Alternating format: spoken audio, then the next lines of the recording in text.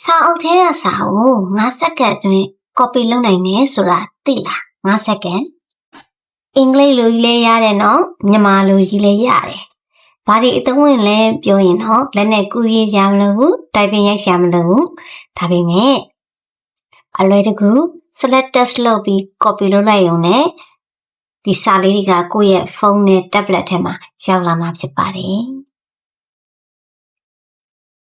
ဖုန်းထဲကကင်မရာလေးကိုအသုံးပြုပြီးတော့စာအုပ်ထဲကစာတွေကိုဓာတ်ပုံရိုက်လိုက်ရုံနဲ့ကျွန်တော်တို့ copy ကူးယူလို့ရပါပြီဘယ်လိုလုပ်အောင်လဲဆိုရင်ကျွန်တော်တို့ Google Lens လေးကိုအသုံးပြုနိုင်ပါတယ် Google Lens ကိုသုံးပြီးတော့စာလေးတွေကိုချိန်လိုက်ပါအဲ့ထဲမှာကျွန်တော်တို့ copy test ဆိုတာပါလိမ့်မယ် select all ပါလိမ့်မယ်ဒါလေးနဲ့ကျွန်တော်တို့ copy ကူးလိုက်ရုံပါပဲအသုံးဝင်တဲ့အချက်ကတော့ဒီ Google Lens ကိုအသုံးပြုပြီးတော့စာတွေကို select မှတ်ပြီးတော့ဖတ်ပြခိုင်းလို့ရသလို translate လုပ်ခိုင်းလို့လည်းရပါသေးတယ်။ဘာပဲပြော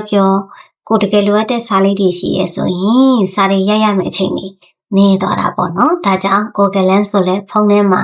install လုပ်ထားဖို့မမေ့နဲ့နော်။